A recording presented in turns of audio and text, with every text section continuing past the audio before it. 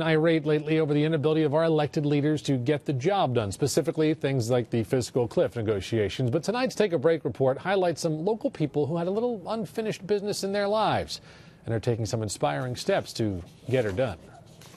The room at the East Greenbush Library is small, but once a week a handful of adults come here with a big idea to finally complete their education. This is something you have to remember. Most people can't get a job nowadays without a high school diploma or a GED. Most of the students Questar Bosse's admits to the GED course are in their 20s, 30s, maybe their 40s, but John Miller, well, he just turned 80. I believe in education, and I'm always studying. When I read books, I read something I can learn.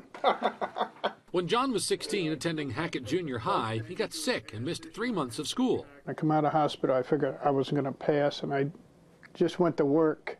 I've been working ever since. John worked at a bindery making books and magazines. He worked in communications. I was a transmitter engineer for about 10 years. He even drove trucks. I'm still driving an 18-wheeler now. After all that, plus 4 kids, 16 grandkids, and 25 great-grandkids, why is he back at school? Just something I want to do. I really would like to have that little certificate, and it's just for my own pleasure to have it.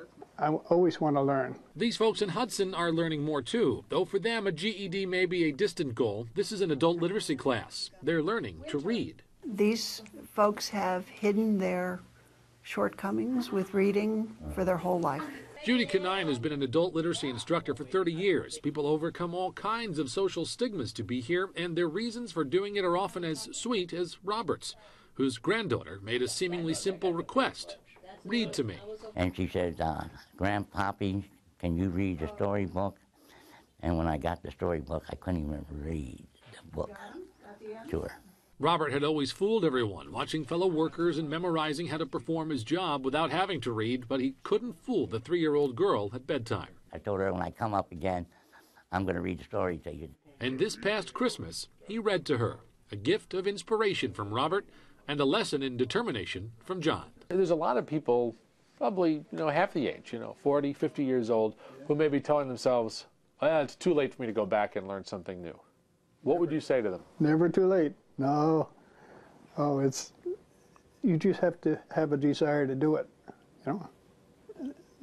The opportunity's here.